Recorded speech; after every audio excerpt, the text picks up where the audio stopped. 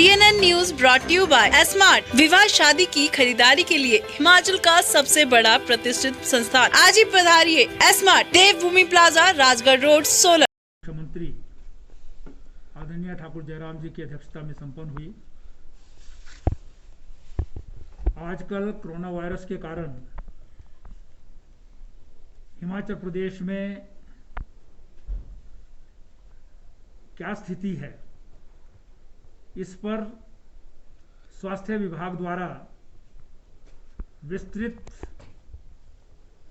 Presentation जो है दी गई। प्रदेश में कितने कोविड-19 के मरीज हैं, कितने ठीक हो रहे हैं, कितनी डेथ्स हो रही हैं, और जो कोरोना कर्फ्यू लगाया गया है उसके कारण जो है उस और डिस्कशन के आधार पर मंत्रिमंडल ने निर्णय किया है कि जो कोरोना कर्फ्यू 7 मई से प्रारंभ किया गया था, जो 17 मई तक चलने वाला था, उसे आगे बढ़ा करके 26 मई प्रातः 7 बजे तक वो लागू रहेगा। उसमें जितनी भी रिस्ट्रिक्शंस थी, सिर्फ एक एक्सेप्शन को छोड़ करके वो जारी रहेंगी। वो एक्सेप्शन है कि बाजार के एसेंशियल कमोडिटीज इत्यादि की जो दुकानें 3 घंटे के लिए खुली रखी गई थी, उसमें सप्ताह में 2 दिन मंगलवार और शुक्रवार को जो हार्डवेयर की दुकानें हैं, जिससे कंस्ट्रक्शन वर्क के लिए मटेरियल जो है चाहिए होता है, वो 2 दिन में खुले रहेंगे।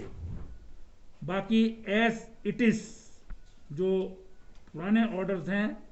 वो बदस्तूर जो हैं वो चलते रहेंगे और उसी प्रकार से सख्ती से उनका पालन जो है वो किया जाए, ये उसमें तय किया गया है।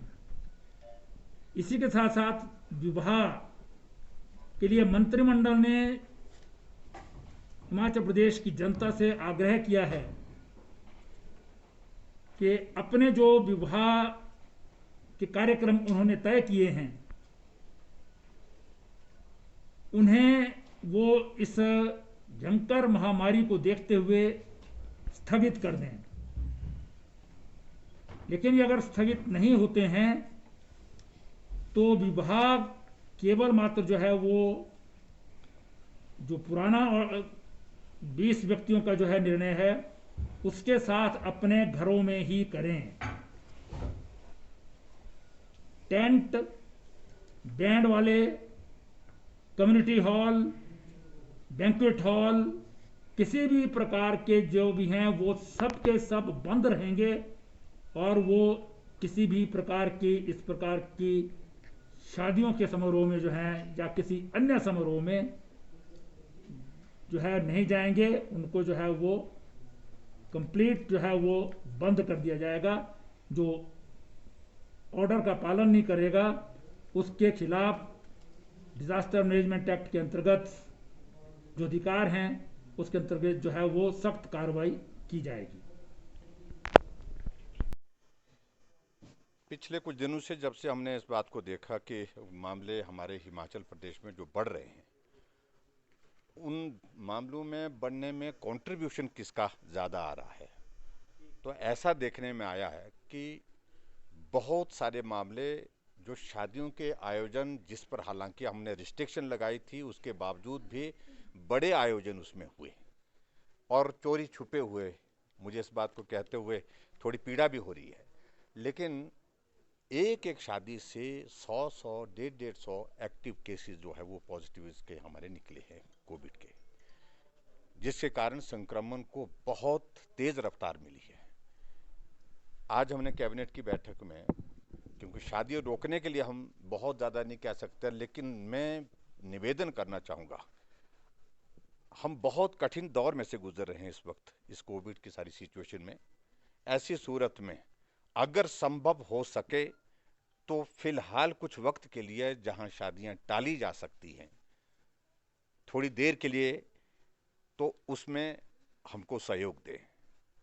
और उसके साथ साथ में हमने ये भी तय किया कि शादियों को थोड़ी देर के लिए अगर पोस्टपोन किया जाए तो बेहतर होगा, बहुत ही अच्छा होगा, उसका लाभ पूरे समाज को होगा। दूसरा, हमने ये भी निवेदन किया है कि शादियों में आयोजन अब बाहर बिल्कुल नहीं होंगे।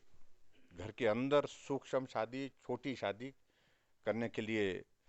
अगर किसी का इस प्रकार से विषय बनता है तो वो करें, लेकिन उसके बावजूद बड़े आयोजन पर तो बिल्कुल, बड़े आयोजन का यानी कि 20 से ऊपर अगर शादियां करेंगे तो हमको कानूनी कार्रवाई भी करनी पड़ेगी। हमने जो प्लान किया है, हमने कहा था रजिस्ट्रेशन का प्रोसेस हमारा चला हुआ है और उसके साथ साथ में जो सेशन साइट हमने प्लान की है उसके मुताबिक, और मेरा नौजवानों से विशेष तौर से इस बात के लिए आग्रह है,